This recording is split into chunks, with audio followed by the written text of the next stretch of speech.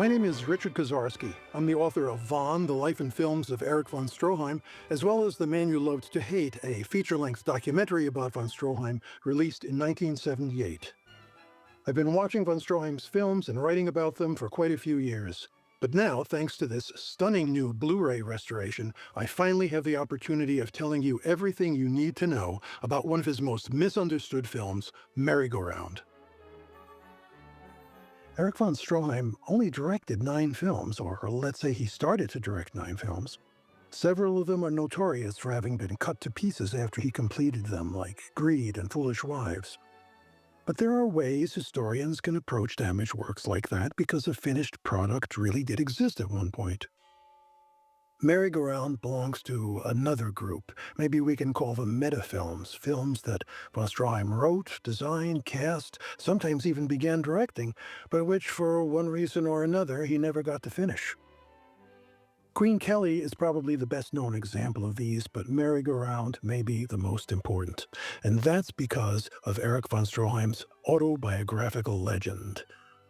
He tells us he's a nobleman in exile, and he is recreating for Hollywood audiences the bygone world of old Vienna, which he knew at first hand and whose secrets he will now reveal. His first 3 films had just sniffed around the edges of this fantasy, but with Merry-Go-Round, von Stroheim decided to dive in headfirst. He had already developed a reputation as a master of realism, whatever that was. He wanted everything he presented in his films to be correct, exact. Sometimes he compared them to the standard of the Encyclopedia Britannica. Those 3 earlier films had been about what Mark Twain called innocents abroad. Americans lifted out of their own culture who experience more than they bargained for when faced with the reality of the old world. And there had been some pushback to those films.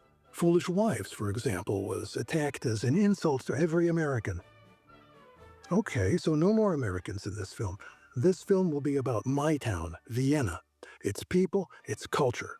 And don't think of it as realistic, he warned newspaper reporters who visited the set. What you will see will not be realistic, it will be real. Because I was there, I saw it all, and I'm here to tell you and show you what it was all about.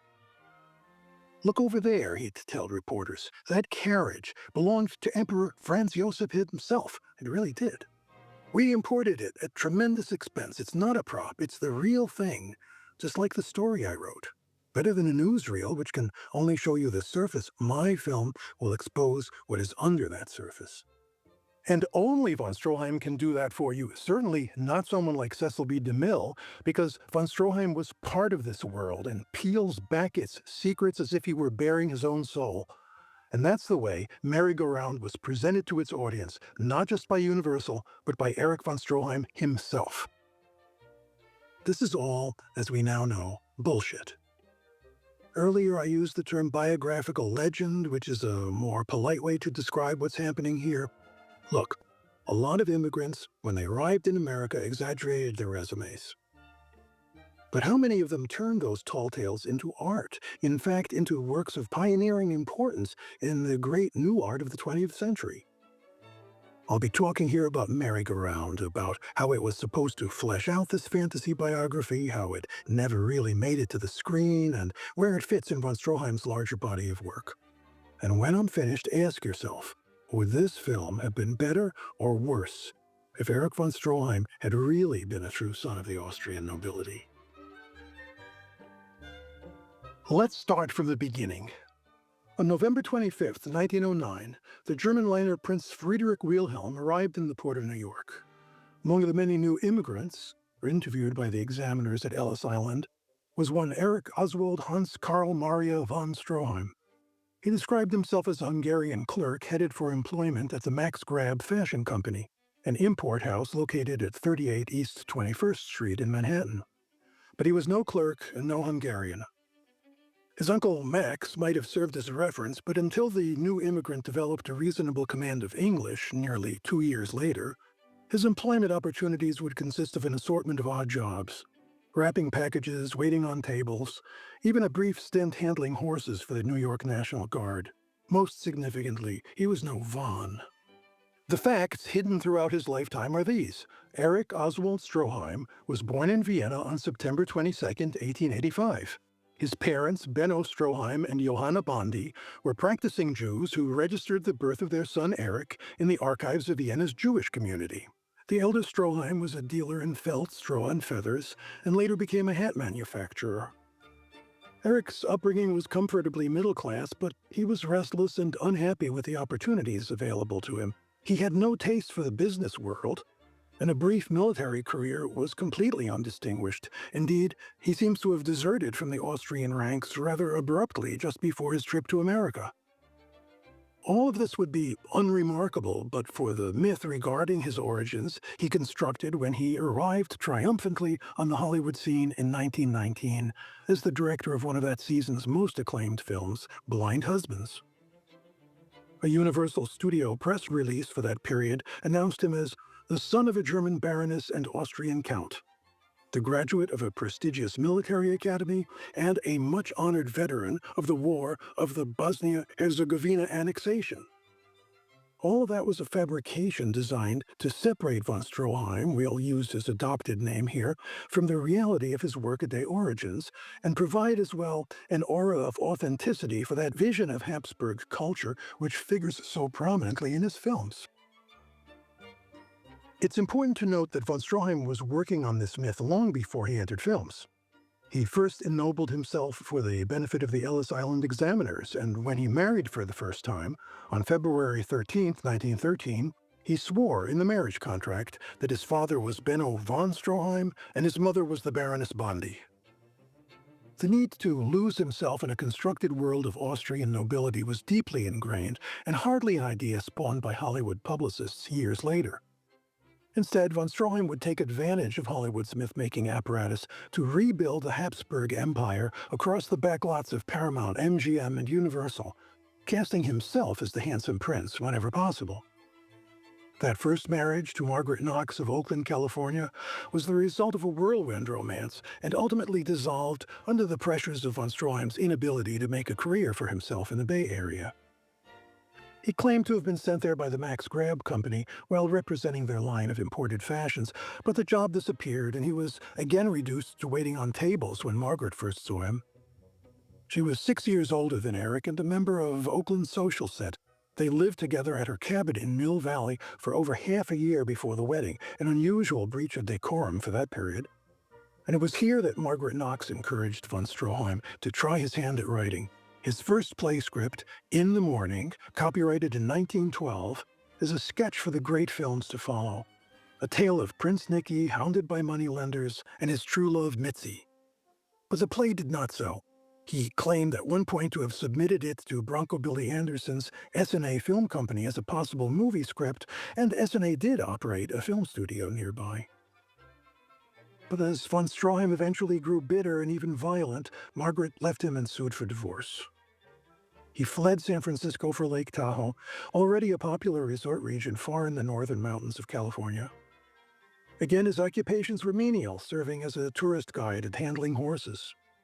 In the summer of 1914, von Stroheim had to accompany a shipment of horses to Los Angeles, arriving in the city for the first time just as D.W. Griffith was beginning production on his masterpiece, The Birth of a Nation. Von Stroheim later claims to have worked in the film as an extra, appearing at one point as the man shot from the roof during the guerrilla raid on Piedmont. There is no documentary proof of this, but there is evidence of his interest in theater and film as early as 1912. And soon after he arrived in Los Angeles, his face can be seen among the extras in various short films produced at Griffith's Mutual Studio. In the summer of 1915, he received his first screen credit as the villain in Mutual's Farewell to Thee, a one-reel melodrama focused on the Hawaiian activities of a pair of con artists, played by von Stroheim, already sporting a monocle, and Lucille Young. At this point, von Stroheim began a 2-year association with John Emerson, a Broadway director hired by Mutual to act and direct in their Hollywood studio. Von Stroheim served variously as assistant director, technical advisor, a bit player, and production manager on such Emerson-directed films as Old Heidelberg, The Flying Torpedo, Macbeth, starring Sir Herbert Beerbohm Tree, and the early Douglas Fairbanks films In Again, Out Again and Wild and Woolly. How did that happen? According to Emerson's wife, Anita Luce, when Emerson began asking around the lot if anyone could give him some technical advice on this old Heidelberg film, von Stroheim jumped up and said, "I am a graduate of that university, sir." He was given his first opportunity to observe the day-to-day routine of film production, and he appears to have been allowed certain creative decisions by Emerson, who respected his initiative and apparent knowledge. Emerson started him off as technical advisor on life in the university town, Anita Luce remembered. But before long, Von was playing an important part in the picture. By the time the film was completed, Von's wide general culture had made him so indispensable that Emerson engaged him permanently as his assistant, in which capacity Von remained until his genius could no longer be held down. Let me note that von Stroheim also remained permanently a dear friend of Anita Luce, who stayed with him and supported him through many dark years. Von Stroheim often cited Griffith as his most important early influence, but it was really the 2 years he spent working closely with John Emerson, one of the key directors working under Griffith on the fine arts lot, that trained him and established him as a player in the early Hollywood community. And it all happened because of Old Heidelberg. Old Heidelberg first appeared as a novel in 1891, with a very popular stage adaptation following 10 years later. The story is more familiar today as the basis of Sigmund Romberg's The Student Prince, but that musical version didn't appear until 1924, in fact, after the release of Merry-Go-Round.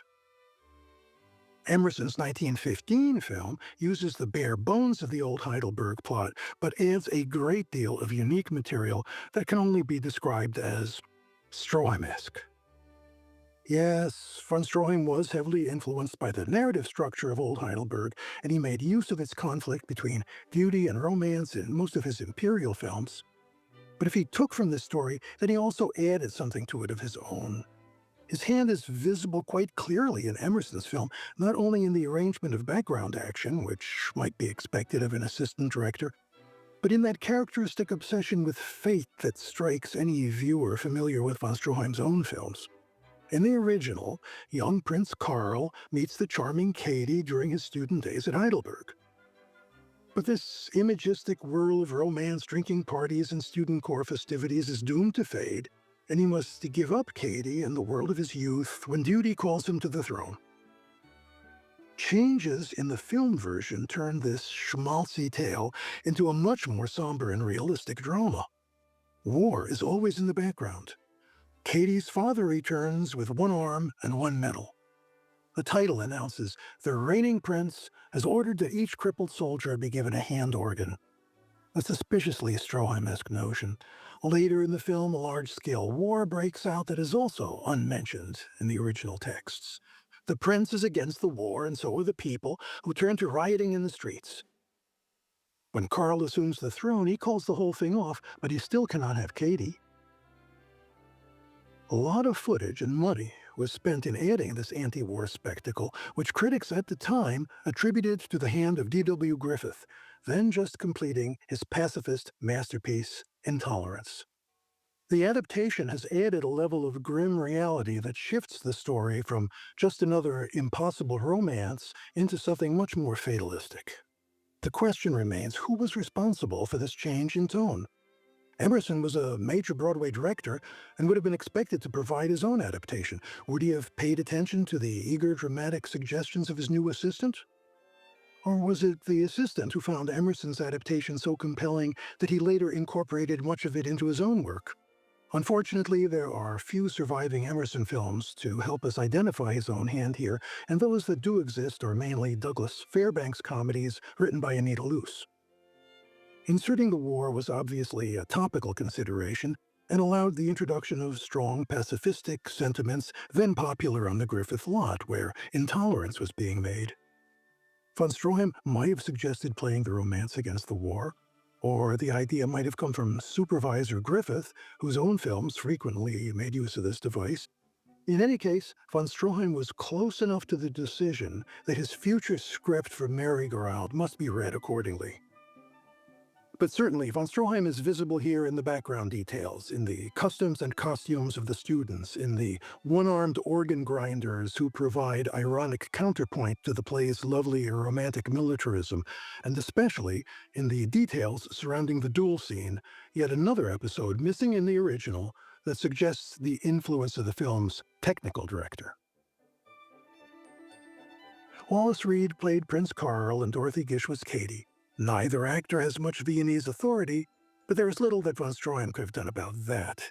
He played the part of Lutz, Prince Carl's valet, a small part, but one that allowed him to display his entire catalog of obnoxious Teutonic mannerisms. He leers, hides behind his monocle, primps, struts, and generally holds himself like a ramrod. Already, audiences were being taught to hate this guy. Like everyone else on the lot, von Stroheim was drafted into service on intolerance, functioning as an assistant director and taking a bit part in the biblical sequence, although exactly which part is open to question. He married Mae Jones, a seamstress he had known earlier in New York, who was now making clothes for the Griffith Company. Their son, Eric von Stroheim Jr., was born on August 25, 1916, but this marriage also failed to prosper and the couple soon separated.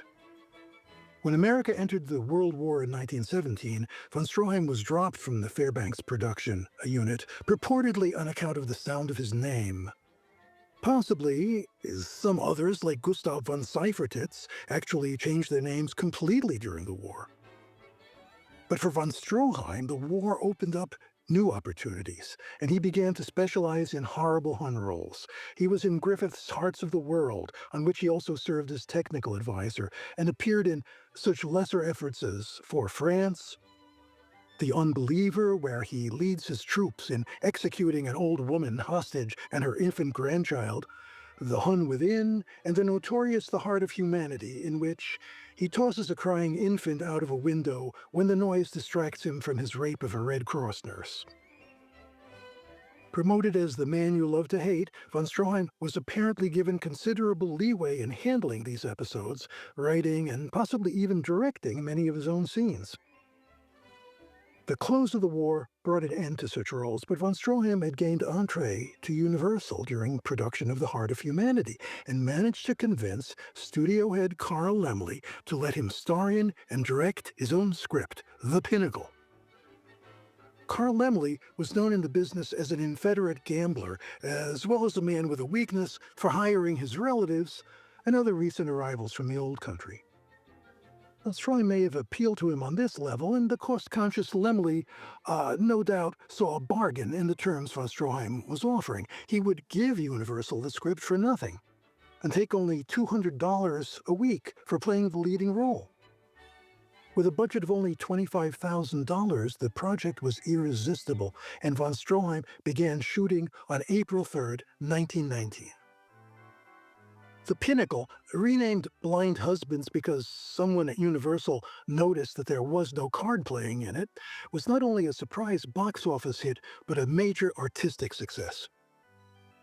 One Chicago critic wrote, "Maybe you don't know who this Stroheim person is. Maybe you don't care. But if you happen into the Ziegfeld Theater this week, you're going to find out and you're going to remember." Stroheim himself became the center of the film's advertising campaign.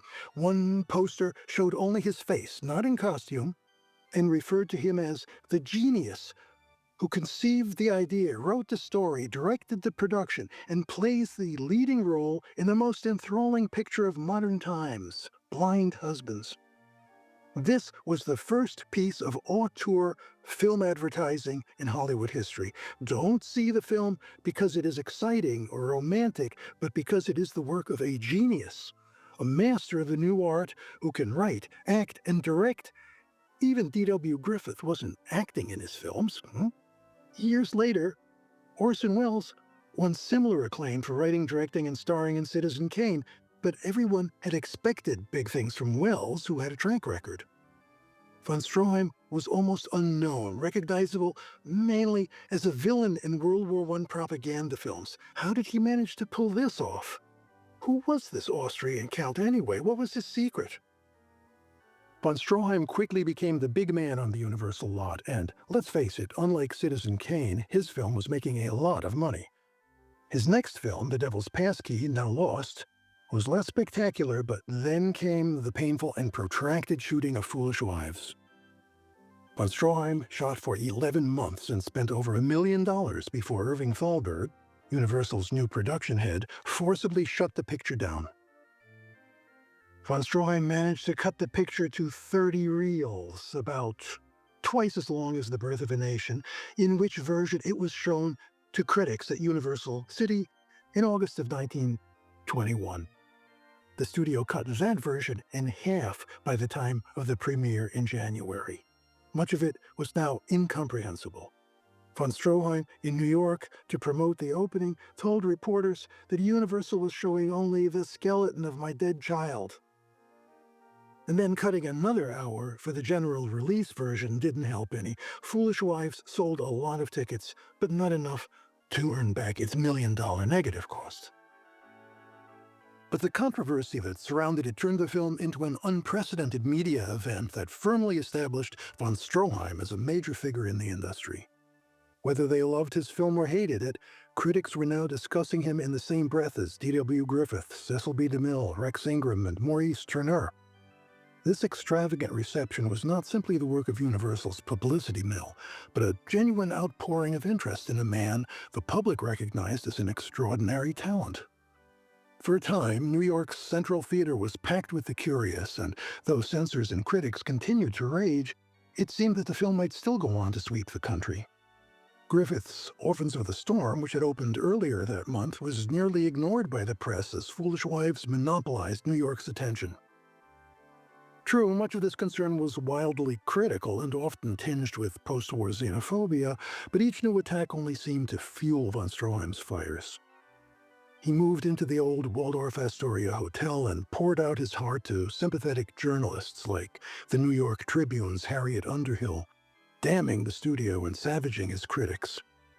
Von Stroheim was emotionally exhausted by life at the center of this hurricane, and with no particular project in mind, he enjoyed himself by revisiting old haunts like the Blue Ribbon, a Hungarian-Viennese restaurant he knew from his early days in New York. Universal had purchased McTeague for him in 1920, but for the moment, he put Frank Norris's novel aside. He saw that another old project, The Affairs of Anatole, had been botched by Cecil B. DeMille, whose uncomfortably wholesome adaptation managed to flatten Schnitzler's Rye Soufflé. The book seemed not to have been touched. Schnitzler, he claimed at the time, had been the physician of his pre-war Austrian regiment. At any rate, von Stroheim sensed that he had exhausted the Innocents Abroad plot, and given the volatile state of his relations with Universal, he was open to suggestions. The foreign publicity department in the company's New York office was manned by a young bohemian emigre named Paul Kohner, one of Uncle Carl's more successful imports. He had created a job for himself, translating Universal's standard press releases and placing the results in European publications eager for any news from Hollywood. The giant Foolish Wives electrical sign that had highlighted the film's $1 million budget on Broadway had been another of his ideas, one for which he had pocketed a $50 bonus. But Kohner had grander ambitions than just film publicity, and before The Foolish Wives premiere, he arrived at von Stroheim's suite determined to make an impression. Initially, of course, it was von Stroheim who made the impression, greeting Kohner in the nude while ceremonially bowing and clicking his heels, a feat even for him. The two of them immediately found plenty to talk about, although Kohner later told me that he was surprised to hear Von speaking in a distinctly working-class Viennese accent. They talked for hours, sharing a nostalgia for the old country and an admiration for the films of Erich von Stroheim. It had been a long time since von Stroheim had met so sympathetic a landsman. Kohner had plenty of story suggestions to offer as well, and his wide reading of European literature, especially the German classics, was tremendously impressive. All that von Stroheim seemed to have read were military manuals, Kohner remembered. Von Stroheim had a working knowledge of the Viennese theater of Arthur Schnitzler and Franz Lehar, but Schiller and Goethe seemed new to him. Kohner proposed films of Leon Feuchtwanger and Hugo von Hofmannsthal, Thomas Mann, Stefan Zweig, and Franz Werfel. Von Stroheim had been away from Vienna since 1909. In the days before the arrival of Ernst Lubitsch and Paul Negri and other German-speaking émigrés, there were very few Germans or Austrians in Hollywood, and those that were there, like the Laemmles, spent their time making films like The Kaiser, Beast of Berlin. His new friend Kohner had struck an obvious chord. Von Stroheim's next film must be about Vienna. Kohner remembered two suggestions that seemed especially appealing. The first was From 9 to 9 by Leo Peretz, the fatalistic tale of a student falsely accused of theft who spends 24 hours as a manacled fugitive. The other was a novel by Rudolf Hans Bartsch, The Story of Hanerl and Her Lovers, which featured a poor lieutenant, a sweet young lovely, and a fatal wedding averted at the last moment by the coming of war. Von Stroheim ordered an option on that novel immediately and invited Kohner to a closed screening of Foolish Wives at the Universal offices, after which Kohner was more than happy to spell out his own ideas on the film's cutting and advertising. He even sat down at the piano in von Stroheim's suite and ran through a selection of Vianney's favorites he felt were suitable for a score. For the next 2 weeks, Kohner kept feeding von Stroheim story ideas, outlining the plots of Heinrich Mann novels while joining the director and his friend Sigmund Romberg, who had written the score for Foolish Wives, in a tour of New York's restaurants, speakeasies, and whorehouses. By the time he left New York, von Stroheim knew exactly what he wanted to do next: rebuild the Vienna that had disappeared forever. As it happened, Universal did not option Bartsch's novel at this time. Kohner revived the project in 1926 when he produced it as Love Me and the World Is Mine, directed by E.A. DuPont. He cast Mary Philbin and Norman Carey in the leads, coincidentally the same actors cast by von Stroheim in Merry Go Round. Instead, Universal announced that Ludwig Ganghofer's Castle Hubertus would be the next von Stroheim production, but he had ideas of his own about Vienna and needed only a central image on which to hang them. He found it in the Prater, the great amusement center of Franz Josef's capital, and in one of its famed midway attractions, the merry-go-round. Just as the Wheel of Chance had been a central image of Foolish Wives, so this spinning carousel would tie together his story of pre-war Vienna. Von Stroheim went to San Francisco to attend the opening there of Foolish Wives, then stayed on to work on his new script. Upon returning home on the evening of March 14, 1922, he dictated the first draft of Merry-Go-Round to Louis Germonprez, his new business manager. They showed it to Thalberg the next day, and he encouraged them to develop it. On March 30th, von Stroheim returned with a more detailed synopsis, and for the next 3 or 4 days was in constant consultation with Thalberg. The negotiations were tense. Von Stroheim still owed Universal another film under his contract, and the studio was loath to let him go, especially in light of his sudden sensational notoriety. Yet the cloud of Foolish Wives hung heavily over both parties. Ultimately, von Stroheim promised to behave, and Thalberg agreed to accept the promise. He reasoned that he could control the film if he put his foot down right at the start. Foolish Wives had already gotten out of hand before Thalberg had been appointed as production head. But there were also special conditions, lessons Thalberg had learned on the last picture, and the most important of these was to prohibit von Stroheim's appearance as an actor. By preventing von Stroheim from acting in the picture, Thalberg was implicitly threatening him with removal from the production if things began to get out of control. He would not allow von Stroheim the advantage he had wielded so effectively during the filming of Foolish Wives. Von Stroheim accepted this condition, but the knowledge that Universal had taken this first step must have been a chilling blow to the confidence he had built up since his first film for Carl Laemmle 3 years earlier. He would no longer have the run of the lot, and there would always be a Thalberg agent looking over his shoulder. Still, he believed that Universal really wanted him to make this film, and that no matter what happened, the notion that Thalberg might somehow take the film away from him was too bizarre to contemplate. Von Stroheim and German Prey left the studio and traveled up the coast to Ventura County, where they took rooms at the Pierpont Inn and began work on the script. 3 times a week, German Prey would carry the new pages back to the studio and return with Thalberg's notations. Once Thalberg himself showed up, passing through with director Hobart Henley on a location trip. The new script was completed on May 1st, but Thalberg demanded revisions and had a version of his own prepared 5 days later. When von Stroheim rejected that, Thalberg handed the material to a so-called impartial third party, a Universal story editor, Lucian Hubbard. Hubbard produced a script of his own, which no one liked. Finally, von Stroheim and Thalberg thrashed out their differences, and on May 17th, the studio officially accepted the story by paying von Stroheim $5,000 for his scenario. Von Stroheim did agree to prepare an abridged continuity, and with Lucian Hubbard, retreated to a small bungalow in a corner of the Universal lot. It was not uncommon for silent filmmakers to estimate the running time of each scene in a script, especially when an elaborate story was involved, and von Stroheim had to demonstrate that Merry-Go-Round would emerge in a reasonable length. Lucian Hubbard helped him with this. Mr. von Stroheim enacted each scene, he later testified in court. For example, simulating the trotting of horses and the arrival of a carriage, the opening of the carriage door, and the exit therefrom of the characters, while I held a split-second watch, and we agreed on the probable length of time it would take to enact the scene during the actual filming of the picture. The final script was delivered on June 20th, 1922. In an atmosphere of uneasy truce, preparations went ahead for a film that needed to surpass Foolish Wives in imagination, sumptuousness, and notoriety. Today, at least 3 scripts exist claiming to be the final version of the original von Stroheim screenplay. In addition, the 26-page treatment first shown to Thalberg also survives, as do revised continuities prepared by other writers.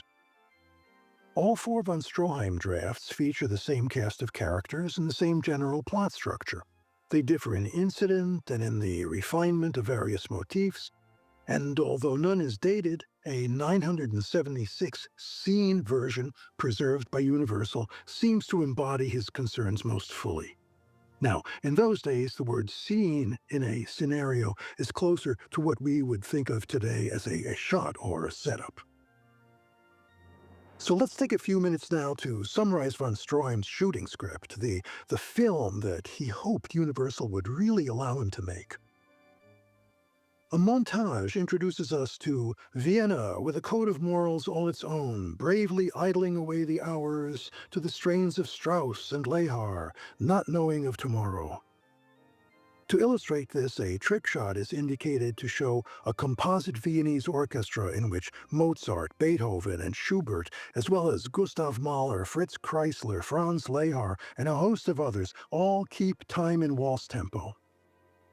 We see a choice product of that Viennese atmosphere, Count Franz Maximilian von Hohenegg, still sleeping off the previous night's revels. In an elaborate toilette sequence, von Stroheim starts the Count on his day in a welter of corsets, mustache pressers, and discarded stockings. His fiancée, Countess Gisela von Steinbrück, is secretly involved with one of her stable hands. She telephones the Count to make sure he will attend her dinner party that evening, but he claims pressing regimental business. "What are her colors?" she asks. That morning is Holy Thursday, and the Count must attend the ceremonial foot washing, which, in imitation of Christ's humility, the Emperor will wash the feet of 12 poor and aged subjects. This elaborate ritual is interrupted by the yearly demonstration of Vienna's working men, who storm down the streets in front of the cathedral, waving red banners and shouting, "Down with the parasites!" Just as the mob begins to grow violent, a fresh detachment of the Emperor's palace guard scatters them. "It is positively a sin not to turn our machine guns on this poisonous vermin," mutters the Minister of War, the Count's prospective father-in-law. "Sooner or later we will, though," answers one of the Count's friends. "I'd love to do the aiming," responds another. The Count is more thoughtful. After all, they play their little game as we play ours. It just depends on which side you are. The friends blame his mood on last night's lobster dinner. A nearly identical copy of this shooting script I once saw at the Museum of Modern Art lacks this workers' demonstration, suggesting it was eliminated just before the start of production. That evening, the Count and his friends take some girls to the Icebird, the Prater's garden restaurant. Meanwhile, Gisela leaves her dinner party for an interlude in the stables. At the Prater, the Count and his friends amuse themselves at a shooting gallery where the Count wins a pair of dolls, an officer and a young girl. Next stop is the merry-go-round, where the Count first sees Agnes, the young ticket-taker and organ-grinding accompanist. To better his chances, all such girls have been warned about the attentions of officers, the Count passes himself off as Franz Meyer, a common necktie salesman. Agnes is fascinated, and the Count is more than unusually interested. He leaves her the girl doll as a souvenir, then he moves on to the next booth, a Punch and Judy show manned by Agnes's father, Sylvester. Both concessions belong to a brute named Huber, who has designs of his own on Agnes and is seething with jealousy. He grabs the doll and smashes it to bits. Later that night, we learn that Agnes already has an admirer, Bartholomew, the hunchbacked barker at Mrs. Rossrider's Wonder Show, where a human torso and an orangutan named Boniface are the chief attractions. Bartholomew is addicted to lotteries in the hope of gaining enough money to win Agnes's affections. While Agnes and her family at the Prater break bread for a humble meal, the Count and his friends are having a binge of their own. The scene is introduced with a close-up of a champagne bottle, from which the camera tracks back to reveal the party, one of many references to camera movement in this 1922 script. Von Stroheim then cuts between Agnes repairing her doll with wheat paste and the tipsy Count slicing up his doll with a fruit knife so that all the sawdust can run out. The next day, Agnes's invalid mother undergoes a traumatic death scene, calling her family to her side. But Huber refuses to let the girl leave her post at the grind organ and crushes her foot as she weeps, snarling, "Smile, damn you, smile." The script indicates Agnes and her tears to be shot through a veil, recalling similar textured effects in The Devil's Passkey and Foolish Wives. Huber forces her father to leave the deathbed and return to the Punch and Judy show, where she carries on, Pagliacci style, until a sudden shower scatters the crowd. Von Stroheim intercuts the scene of the mother's death with another of the Count's parties where a naked girl emerges from an oversized punch bowl. A few days later, the Count is lounging around his apartments reading Arthur Schnitzler's Reagan. Okay, why the shout-out to this specific book? It's about Vienna, it deals with sex and class, and it's kind of naughty. Written in 1897, it had been highly censored and was not widely available until 1920, when an English translation appeared and even a German film starring Asta Nielsen and Conrad Veidt. I don't know if von Stroheim ever saw that film, but he certainly knew the book, even if their reference would have been completely obscure for most of his audience. Today, Reagan is known mainly thanks to the 1950 Max Ophuls film La Ronde. That's the one with Anton Walbrook and the merry-go-round.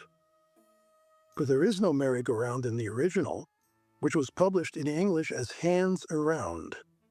Years later, after the Ophuls film became a big hit, a new English translation appeared in 1953. The title of that edition is Merry-Go-Round, Arthur Schnitzler's Merry-Go-Round. So if you pick up a copy of that today, you might think it has some direct connection to von Stroheim's film.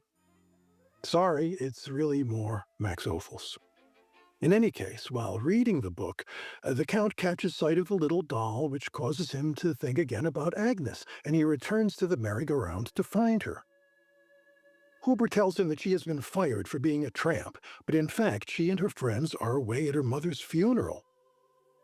Agnes returns to the deserted merry-go-round, and Huber, furious over the Count's visit, attempts to rape her. Agnes's father hears her cries and breaks into the locked concession, slashing through the canvas flap with his pocket knife.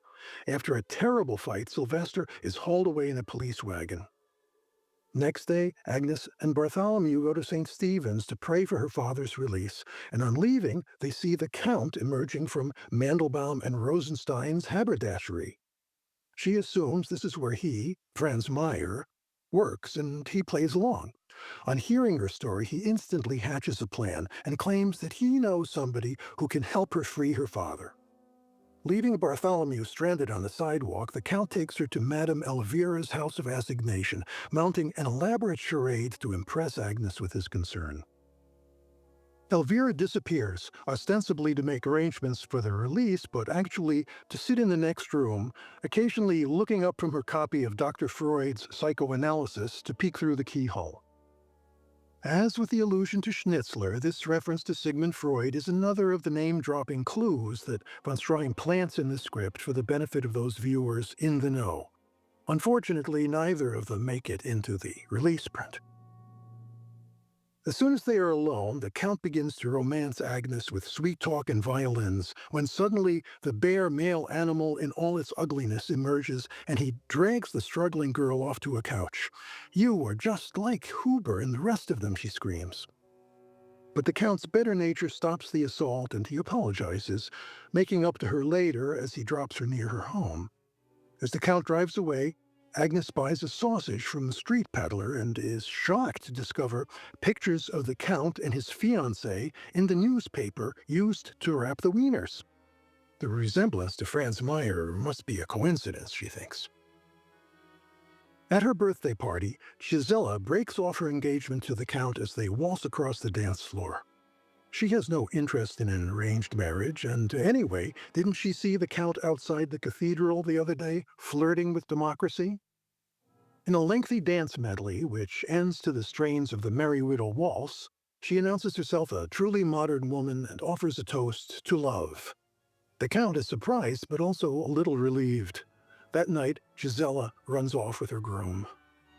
Scenes of Gisela and her groom, played by Sidney Bracy, an actor von Stroheim, later used in The Merry Widow and The Wedding March, were filmed, and they were still in the picture on opening night, but disappeared from the print soon after. By the way, D.H. Lawrence's notorious Lady Chatterley's Lover, which featured a similar relationship, did not appear until 1928. The following morning, the Count arrives at the Prater with Sylvester, whom he has had released from jail. The Count is still claiming to be a necktie salesman and laughs when the grease-stained newspaper clipping is shown to him. That night, he and Agnes play a romantic love scene in the gardens of the Prater as the abandoned Bartholomew cries himself to sleep. In the morning, Agnes visits the cathedral again to confess her seduction. The priest grants her absolution as an old sacristan is busy blotting up melted candle wax with a flat iron. At the end, both soul and carpet are again immaculate. Never used in Merry-Go-Round, von Stroheim, a Catholic convert, staged a similar ritual in The Wedding March, a film that in many ways reads like Merry-Go-Round 2.0. Sylvester is now doing a clown act for Mrs. Rossrider's Wonder Show, and Huber takes his revenge by sabotaging a heavy sign which then falls and smashes the old man to the ground.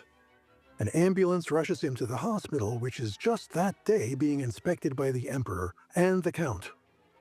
Von Stroheim intercuts here a scene of the assassination of Archduke Ferdinand at Sarajevo. At the hospital, Agnes is shocked to see the Count, who is unable to acknowledge her. The Emperor and his party leave a small gold coin. Sylvester dies. The Count visits Agnes the next day, but she refuses to see him. She feels that she has been lied to by a slick officer. She loves a necktie salesman. That night, Huber is killed by the orangutan, avenging 1,000 insults. But Huber's wife is accused of the murder. As a comet streaks through the heavens, the old Emperor signs the declaration of war. The Count goes to the front. An elaborate montage represents the war mainly in symbolic terms, shots of marching feet rather than massed battalions. The war drags on. The army is decimated. Vienna starves. Agnes and Mrs. Huber work in an artificial limb factory. Bartholomew is a gravedigger. The orangutan has been sold to a clinic. At the war's end, the Count's valet returns with a mechanical arm. He has come to see Mrs. Huber, whom he had grown fond of while working as the Count's intermediary. He tells of the Count's painfully prolonged death in battle. Von Stroheim surveys Vienna at the close of the war. We see the Count's old friends, their fortunes gone, shoveling horse manure or polishing the boots of Polish Jews. Gisela is a streetwalker. The Count's home is now owned by Gisela's one-time lover, the groom, who has grown wealthy as a profiteer. The Count arrives there. He had not been killed, it turns out, but only had one leg blown off. He collects a few of his belongings from the old janitor who had stored them while he was away. We see Vienna through his eyes, with everything changed. The Emperor's palace is now a storehouse. The old world is gone. He applies for a job at Mandelbaum and Rosenstein's. Back at the Prater, fortune has been kind for a change. Bartholomew has finally won the lottery and is sharing his winnings with everyone. The women have just been let go at the artificial limb factory. Everybody's got arms and legs by now, they say. Bartholomew admits his love for Agnes when they hear that the Count is dead, and she agrees to marry him. That spring, the Prater is being newly decorated. The Count's valet has married Mrs. Huber, and the wedding party returns to the merry-go-round. A senile old man in a wheelchair appears. He is Gisela's father, once the Minister of War. His wife is the brothel madam, Elvira. He insists on riding the merry-go-round, and the celebrating party starts it up for him. Elvira and Agnes recognize each other, bringing back memories of the Count. The midway has begun to show signs of life. Agnes grows nostalgic and hears the strains of a violin as she had once heard it at Elvira's. She follows it and sees the Count, white-haired, nickel-plated steel braces shining beneath his trouser leg. She still loves him, but she cannot marry him. She has promised herself to Bartholomew, but the hunchback has followed and sees them. The script reads, "Camera on truck tracks up to Bartholomew until his face fills the entire screen, like I did with Dale Fuller in Foolish Wives." Agnes and the Count walk a little way, then part. The smoke of a gunshot rises from behind a lilac bush. Bartholomew has killed himself. The title tells us, "Upon such sacrifice, the gods themselves throw incense." In the last shot, the merry-go-round is turning once again. As in many of von Stroheim's original scenarios, here one central theme or image is fleshed out by plot structures borrowed from earlier dramas. That Schnitzler was on his mind is clear not only from the sight of the Count reading Reigen, but from the circuit of liaisons among the classes with which the plot is filled. The notion of planting a fictional narrative within a larger historical framework was an old Griffith trick, and one that had served particularly well on Orphans of the Storm. Von Stroheim must have been aware of the attention drawn to Griffith's successful rejuvenation of the old theatrical warhorse, The Two Orphans, by throwing in the French Revolution. For his story, von Stroheim took large elements of the old Heidelberg plot and updated them in the same way. The impossibility of marriage between nobleman and commoner is solved by the Great War, which erupts across the center of this film. Fate was becoming increasingly important to him, and this war is pictured in no uncertain terms as a caprice of the gods. A symbolic insert shows just such a figure toying outrageously with life's carousel.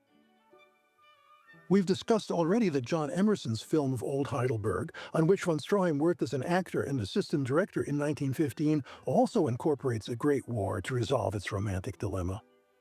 Merry-Go-Round would take that simple idea and develop it with special resonance. If the script has one major problem, it is that von Stroheim's uneasy handling of the large new assortment of subsidiary plots and characters gets out of hand. We expect, for example, some sort of confrontation between Huber and the Count, but none occurs. Gisela seems a major character early on, but her fascinating story soon drops out of the script. Censorship considerations do not seem to have come into play here, because the situation is underdeveloped in all the treatments. One reason for the great strength of von Stroheim's later film, The Wedding March, is that similar situations occurring there have been resolved, instead of being left hanging. Another structural problem lies in the shift of focus away from the von Stroheim character, who was at the center of both Blind Husbands and Foolish Wives. The dynamic Count Karamzin held together an equally sprawling narrative in Foolish Wives, but there was never any question of where the center of that film lay. Here our interest keeps shifting from the Count back to Agnes, and neither is especially compelling. This problem too would be solved in The Wedding March, where additional motivation for the characters provides dramatic depth lacking in Merry Go Round. But it is important to see that the tentative shift of interest from seducer to victim does mark a new phase in von Stroheim's career. In the earlier films, this von Stroheim character, whether officer or pseudo-aristocrat, was the character most sharply defined, if only on the level of melodrama. Von Stroheim was then still interested in talking about himself through the figure of his movie-made persona, but now things begin to change. The Count is a real human being whose experiences trigger a dramatic maturation. There is also more time to talk about Agnes, and we learn about her life away from the Count to emphasize with her sorrows and her joys. This had not been the case in earlier films, and in Agnes, von Stroheim creates his first dramatically successful female character, an indication of a general shift in his interest. Later projects would accord more and more attention to the women who gradually supplant the von Stroheim character in interest and importance. Queen Kelly is a good example of that. As usual in Stroheim's films, it's clear that we're intended to see the good and bad characteristics of a single individual displayed in two related characters. Both Huber and the Count attempt to rape Agnes, and she recognizes that they are all alike as far as their carnal appetites are concerned. But Huber is simply a bête humaine done in by another beast, while the Count has incorporated a veneer of civilization which enables him to reconsider his actions at the last moment. Bartholomew is a sexual outcast, as far as von Stroheim is concerned, but the deformity is only emblematic of his shyness in a world where aggressive lady-killing is all, and to be sexually disadvantaged is a most miserable condition. So, in one way, Bartholomew is the obverse of both Huber and the Count, sexual men of action. Von Stroheim associates him with the orangutan Boniface to express the emotions he silently keeps deep inside him. While he thinks of consoling Agnes, it is Boniface who strokes her hair. While he seethes at Huber's outrageous behavior, it is the beast that murders him. Von Stroheim's use of such imagery and greed is well known, but this preoccupation was never as transparent as in the character of Bartholomew/Boniface.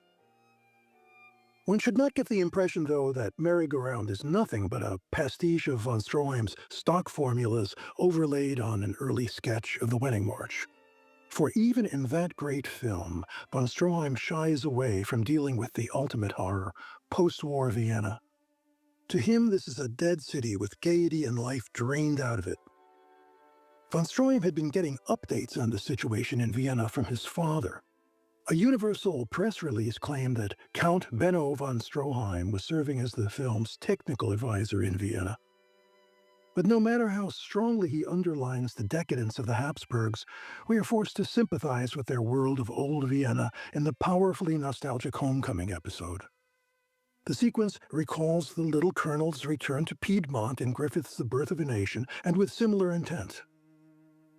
No matter what his true origins, von Stroheim completely identified himself with the old regime, and its fall was traumatic. He dwells on the injustice of pre-war society, but in the end finds it preferable to what replaced it. Socialists and Reds who have forgotten their dreams of social equality and are aping the aristocracy, he said in 1930. When von Stroheim could not go home again, he could certainly bring this dead world back to life by recreating it on screen. This is the real reason for the attention to minute details and rituals that could never be picked up by human eyes alone. He had the Emperor's carriage sent to Hollywood for use in the film not simply because he wanted to integrate a realistic prop, but because it was part of the true cross. In rebuilding Vienna, von Stroheim was not just outdoing DeMille or Griffith in details of realistic splendor. He was exercising some of his deepest feelings, dredging up conflicts so intense that he no longer could keep them fully bottled up. Earlier von Stroheim films were sophisticated tracts, sharply cynical and devoid of compassion or sentiment, but in this script, we feel the pain of great personal loss, an emotional shudder new to his work and not very common anywhere on the screen prior to 1922. Whatever the truth of his days in Vienna, the ambiguities of Merry-Go-Round reveal a continuing internal struggle. He faced the fall of this dynasty with all the emotion of a true convert. Von Stroheim would have liked to play the Count, the first of several Stroheim-esque noblemen who defraud the public by claiming common birth. It's a situation we'll see later in films like The Merry Widow, The Wedding March, and even Queen Kelly, for example. The part was custom-made, but Thalberg would not allow it. Instead, von Stroheim had to find a substitute, and the best available was a small-time actor named Norman Kerry. Born Arnold Kaiser in Rochester, New York, Kerry made at least one film for the Douglas Fairbanks unit as far back as 1916, Manhattan Madness, and it is possible that von Stroheim knew him from those days. After a stint in the Army, he had no difficulty finding work in relatively minor films, but Merry-Go-Round proved to be his big break. He prepared for the role by wearing a mustache presser for weeks, day and night. He signed a long-term contract with Universal and later appeared as romantic lead in many of their silent classics, including The Hunchback of Notre Dame and The Phantom of the Opera. His career faded with the coming of sound. For Agnes, von Stroheim used a discovery of his own, Mary Philbin, second prize winner in a Chicago beauty contest he had judged in 1920 while returning from a trip east. Philbin had appeared in a bit part in Foolish Wives as a crippled girl trying to cross a street on crutches. But before von Stroheim could find a real part for her, she had already appeared in a string of program pictures. The studio's most important star until the end of the silent period, she was often teamed with Norman Kerry, though her most remarkable performance was opposite Conrad Veidt in Paul Lenny's The Man Who Laughs.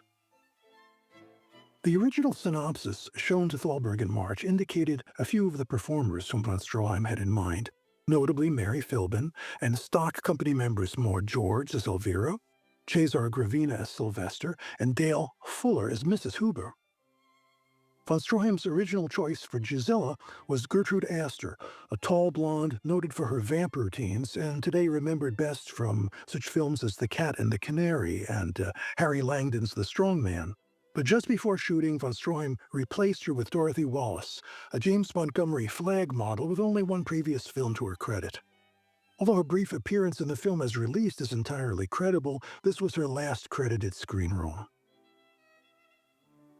The von Stroheim production unit was carried over directly from Foolish Wives. Eddie Souders and Louis Germonprez served as his personal assistants, and art director Richard Day translated von Stroheim's ideas into practical terms.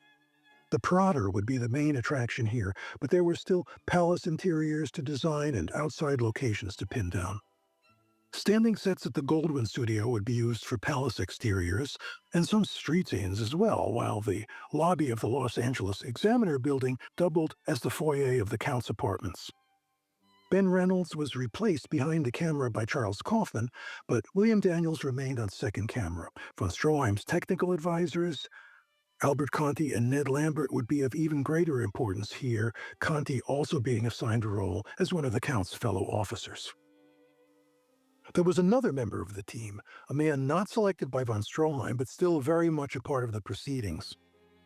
Thalberg assigned a unit production manager named James Winard Humm and gave him full authority over all expenses and details of physical production. From the moment Humm appeared on the set, von Stroheim identified him as the enemy. Von Stroheim's style of directing called for a free use of the script and considerable improvisation in terms of added scenes. Occasionally, he would decide at the last minute that certain props were crucial and would hold up all work until they could be located. It was the production manager's job to lean on von Stroheim in these moments, and von Stroheim seems to have agreed to this state of affairs when Thalberg approved the project. But von Stroheim either never took this condition seriously or he ignored the reasons for the manager's presence. As soon as Humm began complaining about von Stroheim's stalling, the director flew into a rage. Not only did he refuse to cooperate, but he counterattacked by threatening to have Thalberg, Humm, and the entire studio technical staff fired. While this might seem just another grandstand gesture on von Stroheim's part, It was, in fact, a serious threat he fully intended to pursue. Over the years at Universal, von Stroheim had seen production chiefs come and go. Laemmle would either assign an incompetent relative or undercut the authority of any serious manager by sending conflicting orders from the New York office. Just prior to Thalberg's arrival, for example, the performance of one studio manager was so scandalous that legal action was later taken against him by Universal. The appointment of Thalberg was seen by von Stroheim as another Laemmle caprice, possibly only a stopgap measure until a more experienced hand could be found. When Thalberg began to assert authority over Stroheim, and through an intermediary at that, von Stroheim exploded. He had no intention of being dictated to by an upstart and was fully prepared to take his case directly to Laemmle, a tactic that had worked before. But when Merry-Go-Round went into production on August 25, 1922, Carl Laemmle was in Europe. His 4-month stay was due to end by September 28, and he could be expected back at the studio around the 4th of October. Word from Laemmle would settle any arguments, but until he returned, von Stroheim was prepared to show no quarter in his battle with Thalberg. Hum left a diary account of the merry-go-round shooting in which he recorded these outbursts in some detail. It is an extraordinary first-hand account of the 33 days von Stroheim spent in directing this picture. From these notes, it's clear that while von Stroheim was the studio's main headache, his behavior was certainly not the only problem and was in any case often well justified. "Carry sober" is one recurring comment that implies problems well outside von Stroheim's control, for example. The scenic department is shown as being consistently late in completing the elaborate settings called for, and the accuracy of their work never seemed to please von Stroheim's trained eye. When he saw that the grass on a bridle path was not the proper shade of green — this was a black and white film, of course — he stormed around the set, cursing technical director Archie Hall as a son of a bitch, and threatening to send for Thalberg to bawl him out. "Do you honestly think I am going to shoot it?" he demanded of Hum when he saw the stables newly constructed but not dressed to von Stroheim's satisfaction. The entry for September 8th is typical. Let me read that. "Took Von and Germonprez aside at 2:30 a.m. Told them they were stalling on cafe set and that stable had to be shot that night. Also to ask Thalberg if they wanted to know who was boss, and if they wanted a showdown they would get it." Von had mentioned lawsuits and a showdown several times prior to this. "Told him I had been standing around for a week or so and that probably he imagined I was a goddamn fool. But from now on I was going to crack the whip." Von raved, said that neither Thalberg nor me could bluff him. Told him I was not bluffing, just telling him. He said to tell Thalberg to kiss his Pratt, and why in hell didn't Thalberg come down and tell him things? Ran around like a crazy man. Told him I was going home and did. His gang are with him heart and soul. So many chances to put things over. They are all working for Von. Souders especially sneers at everyone. Sullivan trying to do what is right. King won't do anything until he sees Von. Cameramen nice fellows, but do not know about them. Electricians only efficient gang here. He finished the stables, guess he don't want to have a showdown or get fired. The last night he said he didn't give a shit about getting fired or anybody. When this boy gets going, he is good. That morning's 2:30 a.m. conference was not unusual. Von Stroheim loved to shoot at night and would do so whenever he could get away with it. But lighting his lavish sets was a tremendous drain on the studio's electrical plant, and infuriating blackouts were common. The worst of these happened on October 3rd, when 2 other companies were also shooting and one of the studio's generators burned out. In addition to delays with the sets, the costume problem was also critical. Western Costume Company was creating costumes to von Stroheim's specifications under the direct supervision of Albert Conti, an ex-Austrian army captain. Kevin Brownlow relates how Western's Ned Lambert collected hundreds of richly detailed imperial uniforms in the dark days right after the war, picking them up for pennies from impoverished officers and aristocrats. But time after time, uniforms would be incorrectly detailed or simply not available when needed. Von Stroheim blamed Hum. He was building up a catalog of grievances to buttress his case with Laemmle, but Hum suspected a conspiracy between von Stroheim and Lambert. According to Hum's theory, whenever von Stroheim did not feel in the mood to film a scene called for in the shooting schedule, it was discovered that Western costume had delayed the required uniforms. Hum believed that these delays were artificially created for von Stroheim's benefit. Whether this was simple paranoia or not is debatable, but von Stroheim, Lambert, and Conti were all close friends who shared an us-versus-them attitude regarding Universal. Hum's worries were compounded by the general air of disrespect for studio authorities engendered by von Stroheim and his group through their constant roasting of the studio hierarchy. At lunchtime, von Stroheim would offer a toast to Mr. Hum, who was to blame for everything. Only Lemley seemed safe from the continual scorn of the von Stroheim unit, something Hum recorded with mixed feelings. The presentation of each new set would be met by a stream of threats and curses. When Hum dragged himself off the set at 1 a.m. for a few hours sleep, von Stroheim would announce in a loud voice, "Now that the stool pigeons have gone home, we will go to work." During the filming of Foolish Wives, von Stroheim had married for the third time to Valerie Germonprez, Louis' sister. Normally, she would have been on the set each day to calm his rages, but she was pregnant with their son Joseph, who was born on September 18th, and missed all the excitement. Had she been there, the outcome might have been different. Joseph Erich St. Rita von Stroheim, as he was christened, followed his father into the motion picture business. After a stint in the Signal Corps during World War II, he became an award-winning sound editor, working in television on such series as The Untouchables, and on films like Barbra Streisand's A Star is Born. Eric was very close to Joseph, and, unlike his older son Eric Jr., who later became a well-known assistant director, he's frequently seen in behind-the-scenes photographs taken on the set of his father's films. The air of confusion, accusation, and delay was constantly punctuated by threats of lawsuits and firings. Von Stroheim kept promising wholesale retribution on Lemley's return. Under the circumstances, it is amazing how much progress was actually made. Shooting began in sequence, with the opening scenes of the Count's morning ritual and Gisella's scenes with her groom. Palace and street exteriors for these scenes were done on the Goldwyn lot, where suitable standing sets were available. Hum was puzzled to learn that von Stroheim had been secretly conferring with Goldwyn executives there on September 14th. Back at Universal City, the next 2 weeks were spent on scenes at Elvira's, including the Count's attempted seduction of Agnes and an orgy scene, which cameraman William Daniels remembered for years to come. He had all the extras playing Austrian officers really drunk, Daniels told Charles Hyam. He served real champagne by the bucketful and whiskey as well. All the extras got loaded. A girl stepped naked out of a punch bowl, stuff like that. I think it was during a shot where I irised in on her that von Stroheim passed out cold. It was October before they could finally begin lining up long shots for the Prater sequences. Lemley was now back in New York with no immediate plans to visit the coast, but he had already made his decision on Merry-Go-Round.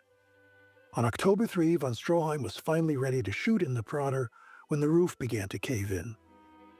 He insisted that the long shot be held up until the same orangutan to be used in later sequences was in place on the set. The studio hadn't counted on this, so there was no shooting that morning, while Hum tried to find an animal satisfactory to von Stroheim.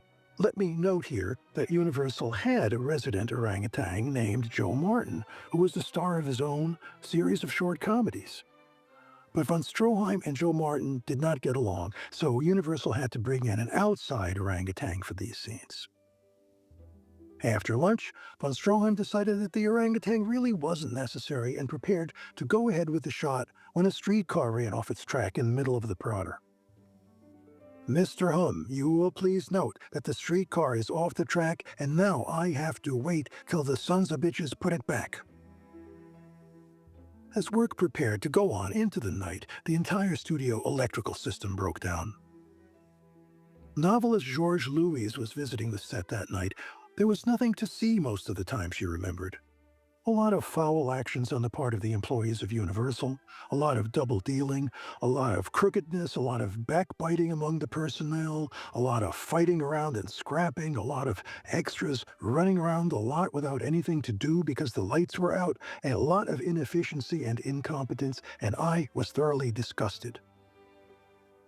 It was 7:30 p.m. the next night before the set was again properly dressed and the cast assembled. Von Stroheim cursed the electricians as SOBs for the previous night's blackout, so the power went off again, although only briefly. On October 5, von Stroheim returned to Elvira's apartment for retakes before the set was struck. Carrie arrived drunk and spoiled the shooting. Von is not fighting me as much now, but is lying to me about the next day's work, I know, Hum wrote. There was more night work scheduled for October 6, but Thalberg canceled the call.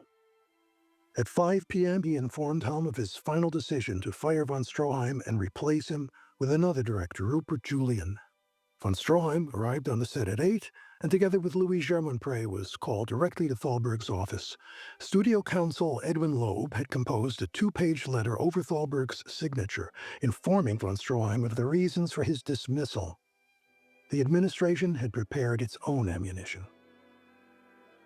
Von Stroheim's contract called for the production of 2 features per year, but only one film, Foolish Wives, had actually been completed in the previous 29 months. Let's take a look at that letter. It says, in part, "The fact that more productions have not been completed is due largely to your totally inexcusable and repeated acts of insubordination. Your extravagant ideas, which you have been unwilling to sacrifice in the slightest particular, repeated and unnecessary delays occasioned by your attitude in arguing against practically every instruction that has been given to you in good faith, and by your apparent idea that you are greater and more powerful than the organization that employs you. In spite of the fact that you have occupied a position of trust, dignity, and confidence on the lot, you have time and time again demonstrated your disloyalty to our company, encouraged and fostered discontent, distrust, and disrespect for us in the minds of your fellow employees, and have attempted to create an organization loyal to yourself rather than the company you were employed to serve.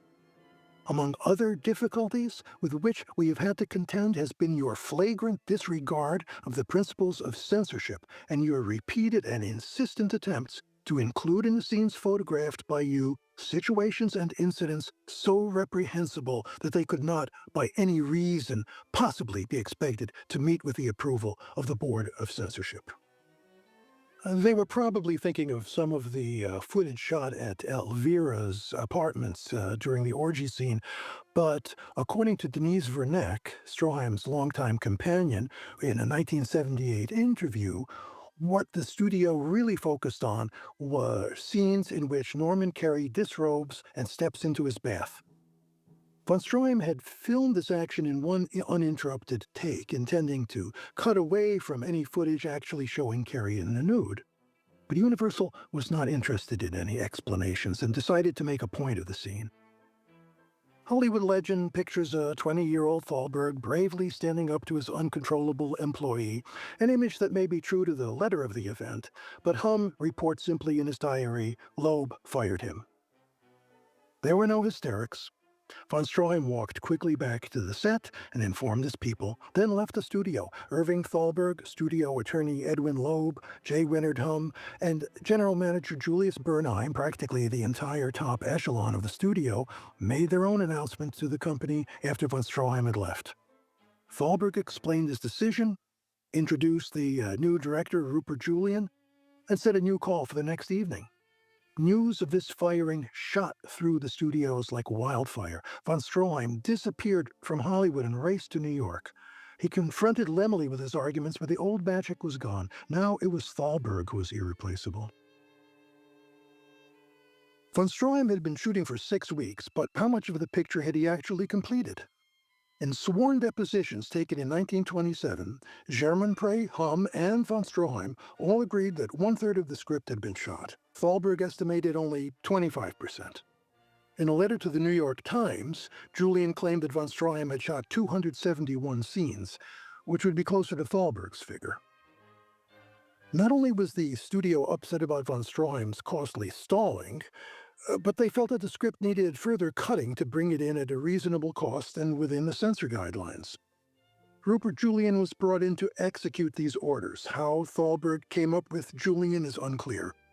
Perhaps he remembered that during the war, Julian had been von Stroheim's chief rival as an impersonator of the Hun, directing and starring in Universal's highly successful The Kaiser, Beast of Berlin.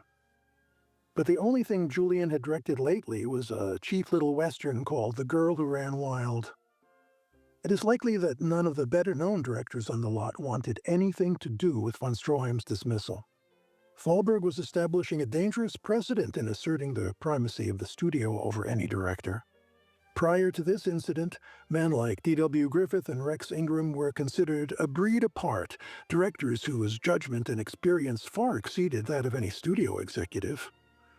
No mere businessman would dare tell one of them how to direct pictures, but Thalberg was no simple bureaucrat. He had a fully developed grasp of all the elements of production and a belief in principles of business management which necessarily reduced all directors to employees. In dismissing von Stroheim, he was not acting out of desperation, but implementing a plan that would centralize power in the hands of a studio's production chief. In fact, he was expanding on the system long established at the Thomas Ince Studios, where drone directors labeled unassigned productions like so much piecework. But the top directors, after recognizing his system for the assembly line it was, never worked for Ince. Instead, they aligned themselves with organizations that promised a relatively free hand in exchange for what they hoped would be the lucrative fruits of their labors. Thalberg was moving to eliminate that part of the system once and for all. In a 1937 article, director Louis Milestone remembered the day he heard of von Stroheim's firing as a turning point in Hollywood history as, quote, "the end of the reign of the director, the mighty oak." The storm grew fiercer, and when the storm subsided, there was no D.W. Griffith, no James Cruise, no Rex Ingram, no Marshall Neilan. These men knew only one way of working, the way of the director. Select the story, have a hand in the writing of the story, cast it, cut it, etc. Deprived of that method, they couldn't function. They were forced to go, and they went. Such considerations, if they arose at all, were academic to Rupert Julian, who needed a chance to re-establish his directorial credentials and was glad of the opportunity. A stock actor who had toured the British Empire in the days before the war, Julian was a native of New Zealand and husband of the director Elsie Jane Wilson. He had Merry-Go-Round back into production the day after von Stroheim left, continuing as best he could with the assembled cast, crew, and settings. Von Stroheim had wanted Wallace Beery for the part of Huber, and he was in fact announced for the role when the film first went into production. Legend has it that Beery walked off the set when von Stroheim was fired. But there is no evidence of von Stroheim shooting any scenes with this actor. On the contrary, a cryptic note in Hum's diary for September 26 reads, "Barry is out as he won't work with him." Moving Picture World reported on November 11 that George Siegmann would play the Huber role, with Beery moving on to the lead in Bavou, one of the studio's plum dramatic assignments. It is unlikely that Universal would have so rewarded Beery if he had sided with von Stroheim in the Merry-Go-Round affair. Although Julian admitted to facing varying degrees of antagonism from the company, it is remarkable how few of von Stroheim's people went with him. Eddie Souders and Louis Germonprez were under personal contract to von Stroheim and did not stay on, but the entire acting company remained, including such old cronies as Albert Conti. After playing by ear for a few weeks, Julian called in Harvey Gates, an old-time scenario writer, to work out plans for a rewrite of the von Stroheim script. Just how much of the final film was von Stroheim's in concept, if not execution, has long been debated, and Julian realized quite early on that it was in his interest to claim as much as possible for himself. In an unusually defensive letter to the New York Times following the opening of the film, Julian outlined the extent of his contribution to the project. Following several weeks' work on the production, I called in Harvey Gates to collaborate with me on the story I had in mind, and the love story of Merry-Go-Round as it was presented is absolutely original. In the production as it stands, the entire footage, with the exception of approximately 600 feet, was directed by me. The introduction of Norman Carey, Dorothy Wallace, and Sidney Bracey, the groom, was not part of my work. One scene of Carey in a carriage, and also that of the banquet sequence and that of the elopement of the Countess and the groom, are not mine. Note that he mentions the scenes of the elopement of the Countess and the groom, which we discussed earlier. These scenes were in the movie when it opened, but no longer exist in current prints. The business about 600 feet is certainly an understatement. 600 feet would represent about 8 or 9 minutes of running time. By my estimate, using the Hum diary as a main resource, it's more like 15 minutes of von Stroheim's footage in the film, and that is the film as it exists today. Julian goes on in the letter. All the scenes carrying the theme of the story were directed by me, and also all the scenes in which crowds were employed. The retreat of the Austrian army sequence was shot in 45 minutes through the use of 8 cameras. I finished the production on January 8. The cost sheet stood at $220,000 when I took the picture over. I spent $170,000 in making all the rest of the production as it was shown on the screen. I had no part in any quarrel or controversy between Universal and Mr. von Stroheim. I have had no thought of raising any question concerning the situation in which I was placed, except that I have discovered that through a misunderstanding, some of the New York newspapers have credited von Stroheim with making important sequences in this production, when these sequences actually were originated and directed by myself. Look, anyone who compares the finished film with the von Stroheim script that we have just summarized can see that Julian is lying when he claims to have originated the love story plot. In fact, the Julian film, for so it was advertised, a Julian production with a Harvey Gates script, was a simple revision of von Stroheim's script. All of von Stroheim's characters were retained, and few significant plot changes were introduced. In Julian's version, the Emperor orders the Count and the Countess to marry against their will. Sylvester does not die in the hospital from a flower pot wielded by Huber, but recognizes the Count and his new bride when they visit, calling him a liar and a cheat. These changes are not out of keeping with von Stroheim's style, and actually prefigure similar episodes in The Merry Widow and The Wedding March. The Count and Sylvester do have a confrontation during the war, but the old man dies before anything comes of it. After the war, the Count returns with a little gray hair, but with all his limbs intact. There is no dwelling on the horrors of the war or on the wreck of Vienna and the post-war world. The Count announces he is free to marry as his wife has conveniently died. Agnes says that she has promised to marry Bartholomew, but the hunchback selflessly gives her up to the Count. What is really lacking is the sense of loss von Stroheim had built into his script, as well as the authority of performance one comes to expect from his films. In his letter to the Times, Julian seems to have honestly indicated the few von Stroheim-directed scenes remaining in the picture, as a study of Hum's diary makes clear. In addition, we know that von Stroheim had directed most, perhaps all, of the scene at Elvira's between Agnes and the Count, but Julian claims this work is his own. If so, he reshot this material for his own purposes, and on screen it does appear softer, less threatening than the episode in von Stroheim's script. There is no question that the staging of such scenes as the attempted rape at the carousel was Julian's work. But a look at the script shows him to be following von Stroheim's continuity like a blueprint. When the original script calls for camera movement, Julian moves the camera. He laundered the script, going a bit heavy on the starch, perhaps, but stayed remarkably close to von Stroheim's original ideas. Julian may have been an opportunist, but he was no fool.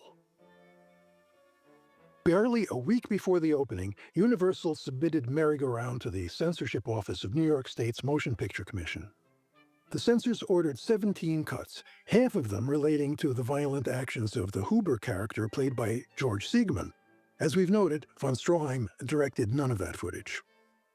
The rest of the cuts mainly involved scenes of the party where a naked girl emerges from the enormous loving cup. But they also called for the elimination, in reel one, of the, quote, scene of Countess Gisela fondling and kissing groom.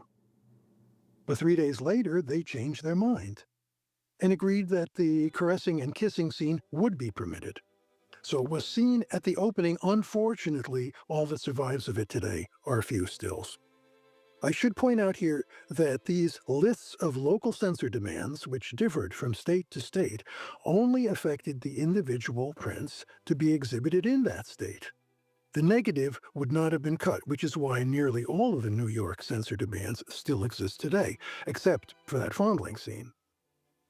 But this doesn't mean that a film like Merry-Go-Round hasn't suffered over the years. Universal kept two cutting continuities for Merry-Go-Round.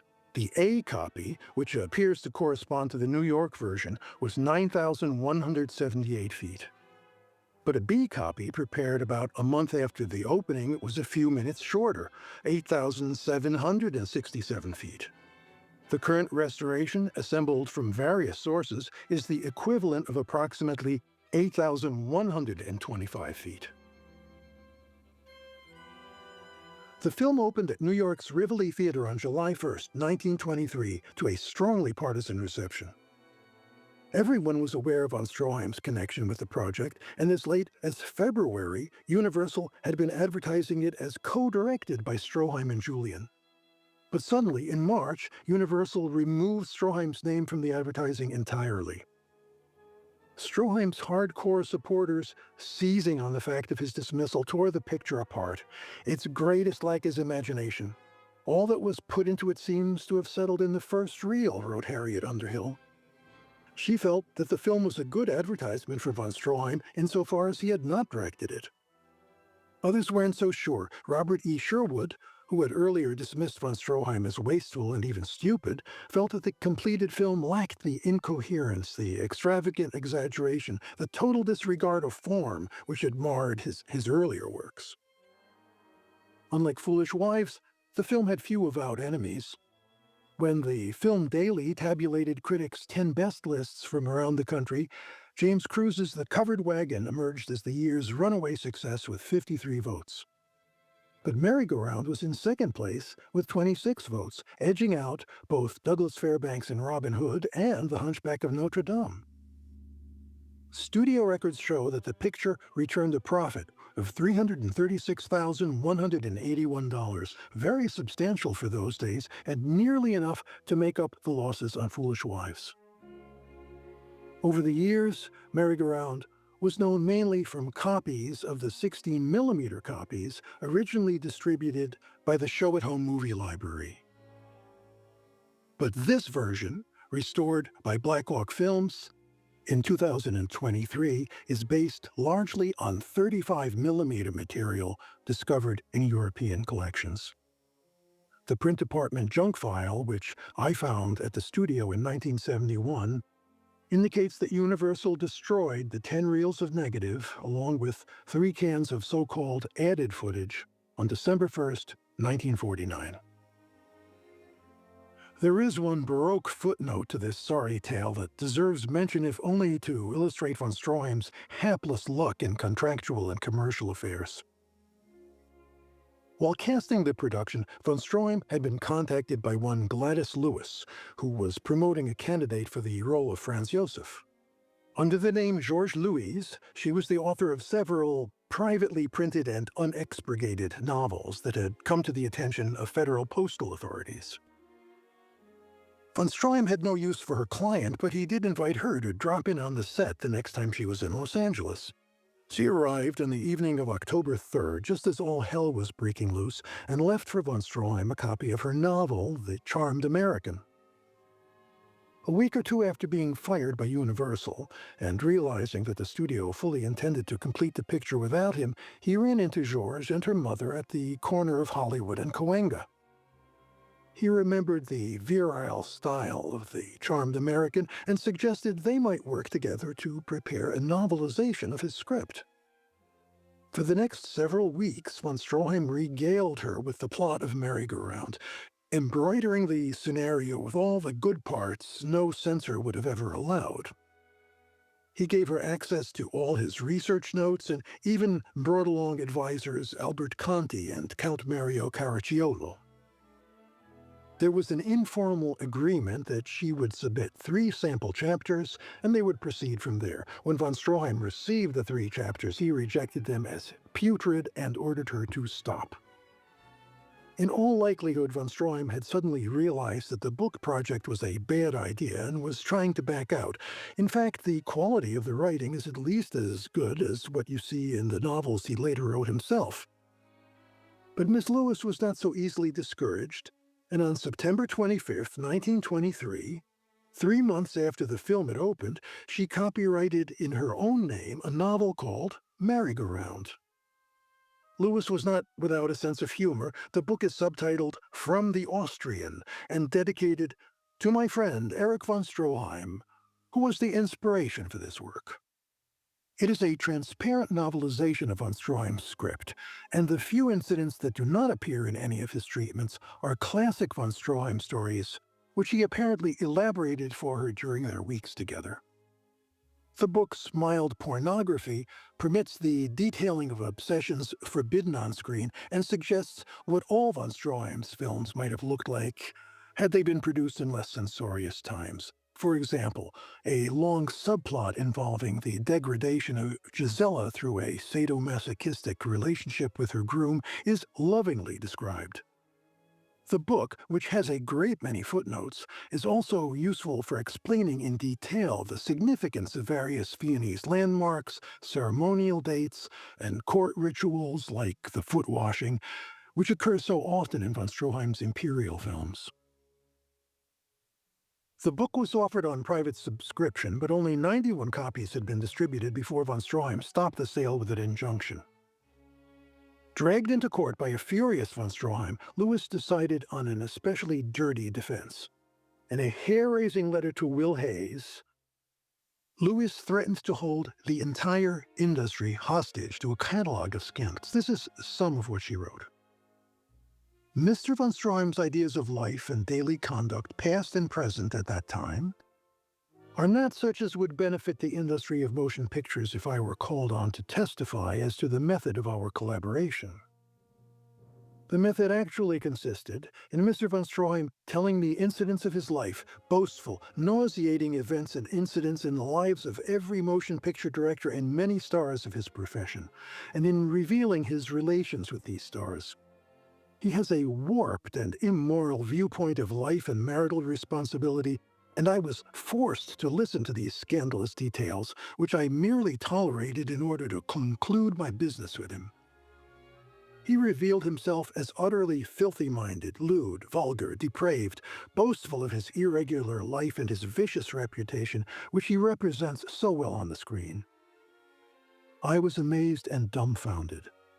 His orgies with certain picture players were simply vile as he recited them, and it shows what utter brazenness and folly is in this man's Teutonic makeup that he is willing to antagonize me by his persecution after he has made me and my family confidants of his illicit amours and debaucheries in the Hollywood film colony. I will not take pains to hide any part of this filthy man's life as he recited it, nor will I hesitate to repeat his words, nor can I help divulging certain names which will make excellent copy, I fear, for the newspapers, and give Mr. von Stroheim all the publicity he confesses he is looking for to exploit and promulgate his greed. Wild claims like these ran far beyond the pornographer's hypocrisy. Von Stroheim said that Lewis was unbalanced mentally and that he was ready to expose her as a, quote, homosexualist. But he was sensibly terrified at the possible impact of her wild tales. Lewis, in fact, had several well-placed friends and would have had no difficulty getting a hearing. Von Stroheim denied ever telling her such stories, but he realized that if the papers got hold of them, his entire career would be in jeopardy. Morality clauses were already appearing in Hollywood contracts in the wake of the Fatty Arbuckle affair. To keep her quiet, he ceded his literary rights to Merry-Go-Round to her on April 15, 1925.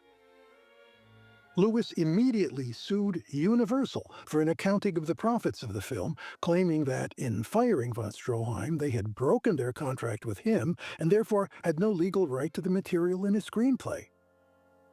At the time, Universal was the defendant in a landmark copyright infringement suit involving Ann Nichols' play Abie's Irish Rose.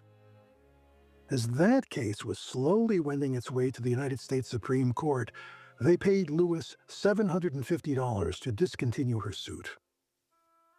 But in recognizing her claim, they fell into another trap. In 1930, the studio planned a remake of Merry-Go-Round as a talking film. Von Stroheim had been paid $5,000 for his script in 1922, but talkies were considered a new medium and all literary contracts had to be renegotiated. This time, the rates would cost $20,000, half to Erich von Stroheim, half to his so-called collaborator, Georges Louis. And after paying for the privilege, the studio ultimately shelved the whole project. Okay, let's quickly flash forward here because the story of Merry-Go-Round wasn't over. Von Stroheim survived this first debacle at Universal and went on to direct a number of his most important films, including Greed and The Wedding March, his most popular success, The Merry Widow, and his greatest fiasco, Queen Kelly, another film from which he was fired in mid-production.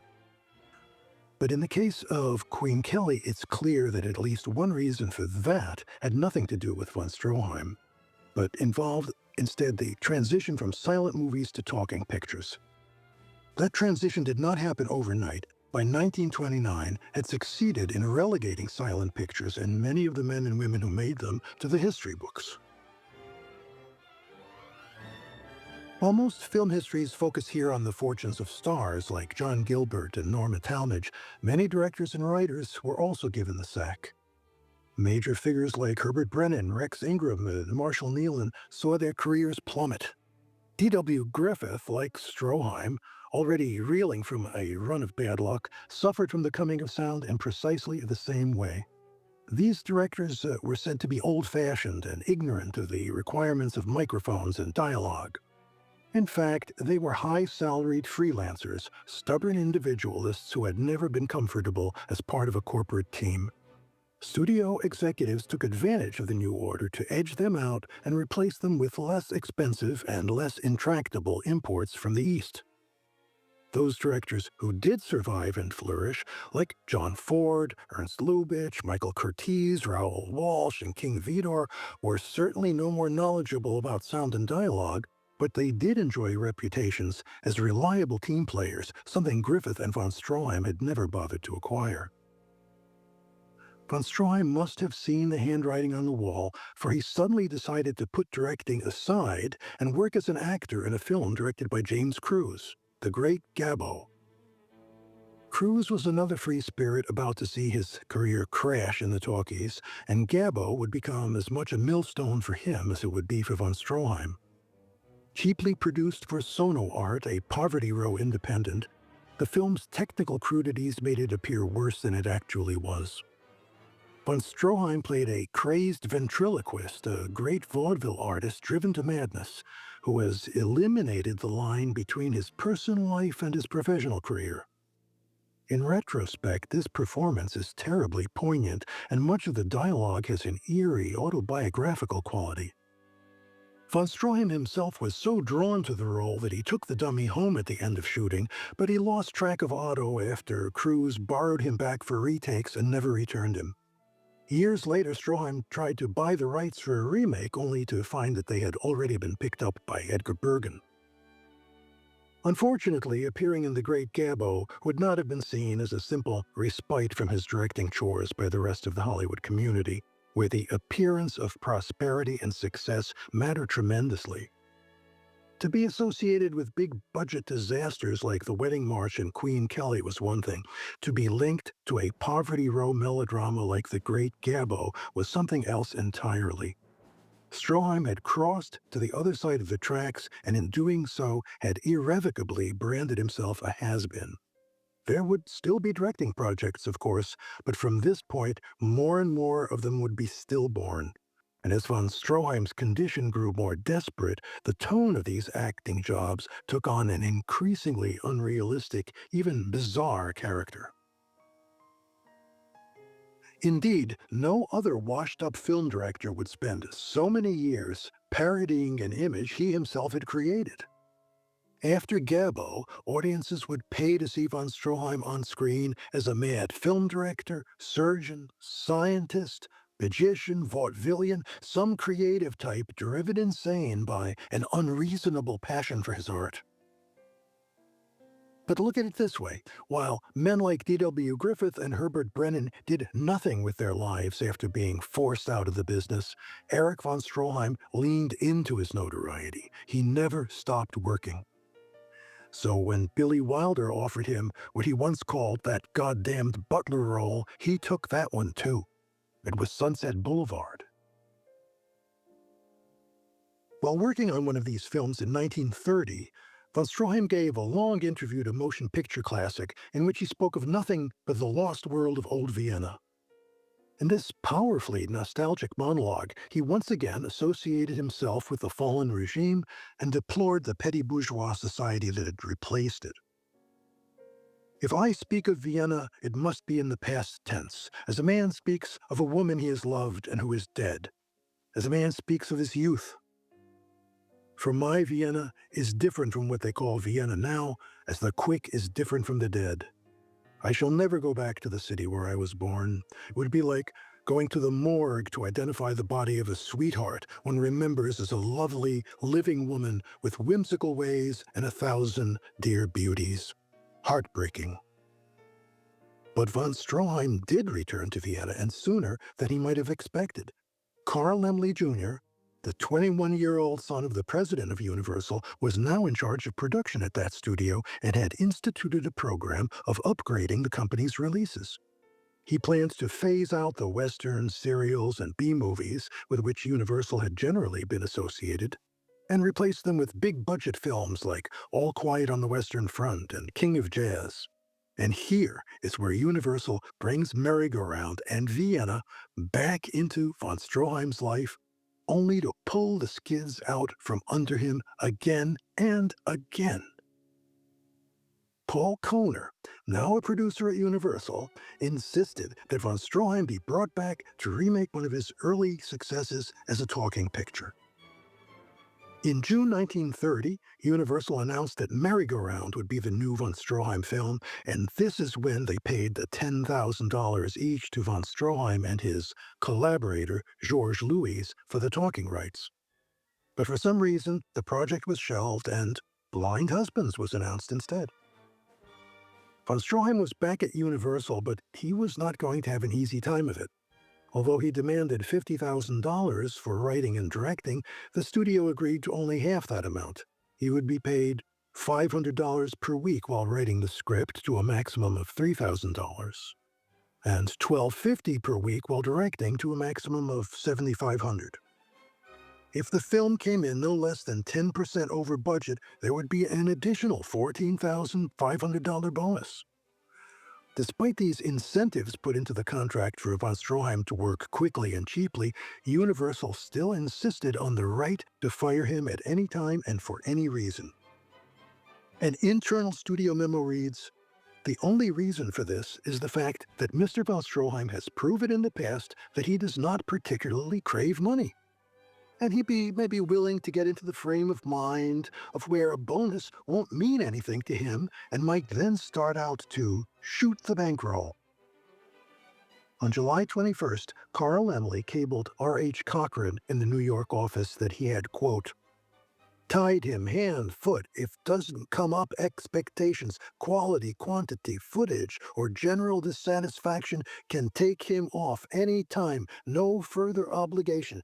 Thereafter, thought advise you, because possibility, bankers objecting." Von Stroheim did pocket an additional $5,000 for talkie rights to his original story, again half of what he asked. Then immediately left for Europe to visit relatives, secure costumes and furnishings, and see Vienna for the first time in more than 20 years. He took Valerie and Joseph along, sailing from New York on the Ile-de-France on August 1st, 1930. In Rome, they visited the Vatican for a private audience with Pope Pius XI.